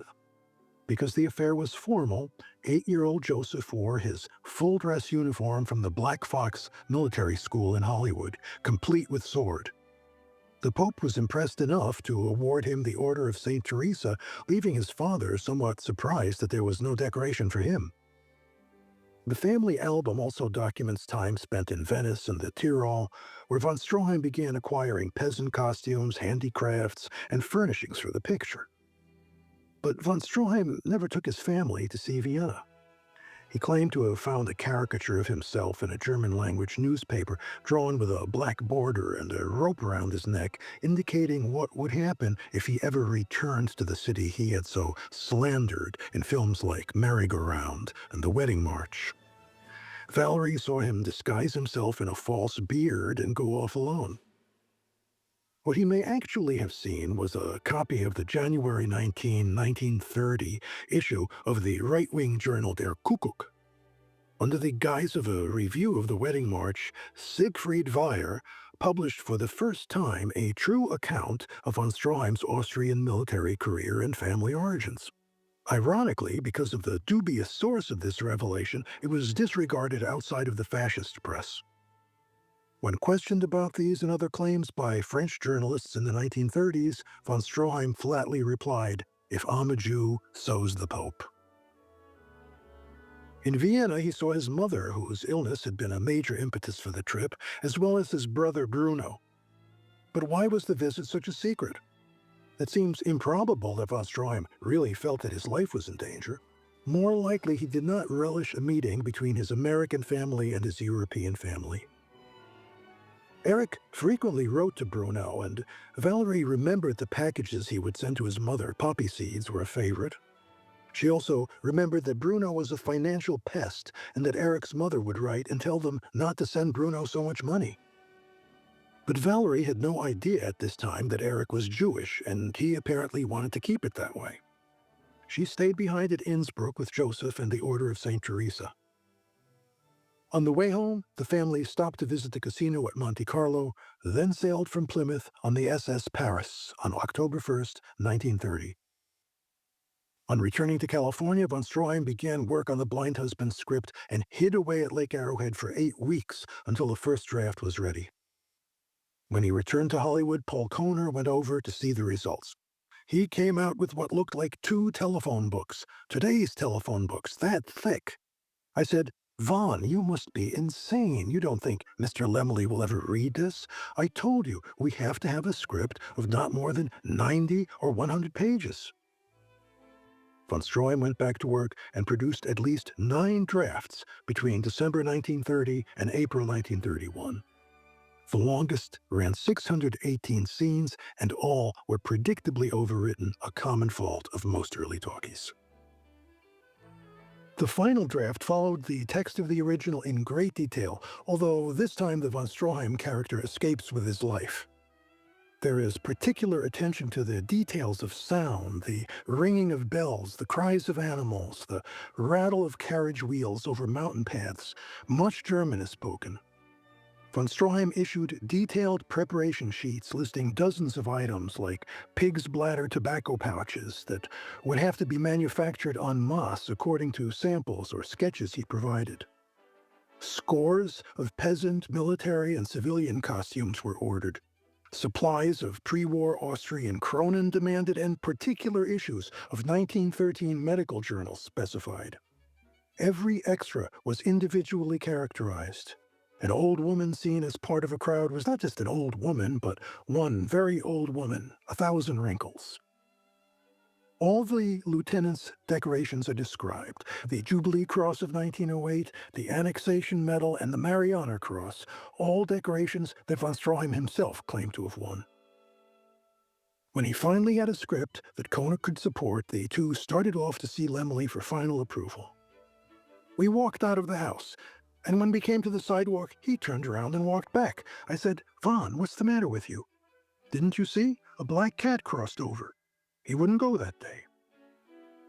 Eventually, Laemmle saw the script and did grant approval. The lead would be played by Norman Carey, star of Merry-Go-Round.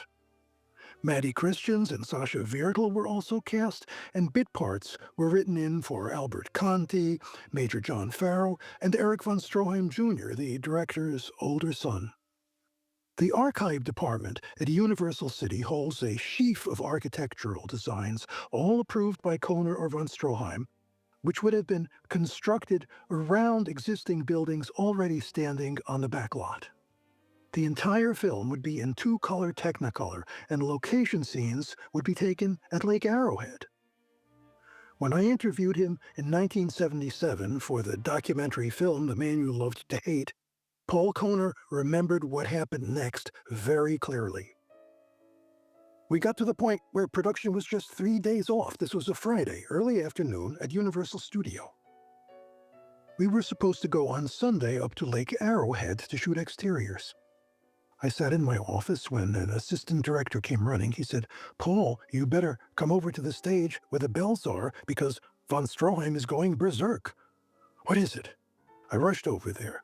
Here was von Stroheim strutting up and down, breaking his cane. The assistant gave him another cane. He broke the other cane. That was his sign of extreme displeasure. I said, "Von, what is it?" He says, "You told me I have to select the bells because when we are up there, the bells are ringing over the lake. Tell us those, the sounds of which you want." "What do you mean, the sounds?"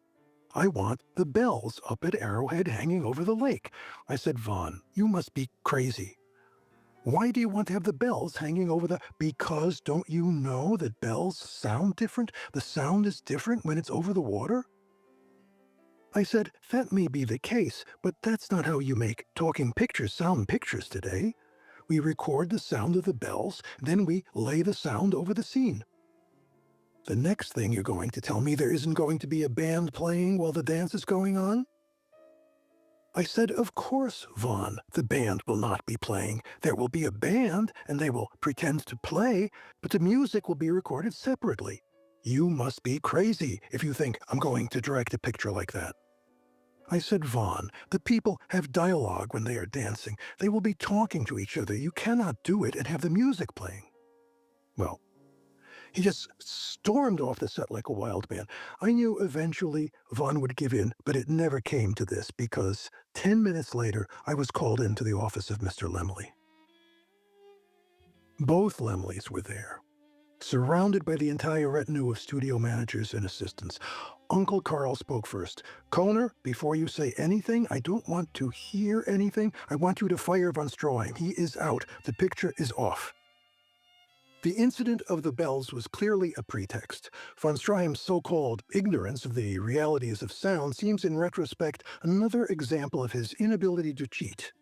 Something that would be charming had it not had such tragic consequences. But Universal saw that this was going to be a very expensive film. Junior Lemley's program of big-budget features was a failure. King of Jazz, in particular, had run up catastrophic losses, and all budgets were being severely pared down. The cost to remake Blind Husbands would have been much less than taking another shot at Merry-Go-Round, a film that had already broken the bank once. In the summer of 1930, the Lemleys prepared to offer exhibitors 2 upcoming von Stroheim films. But a year later, business had collapsed and Universal was fighting just to keep the doors open. Now was hardly the time to go into production on another von Stroheim film, this time in Technicolor.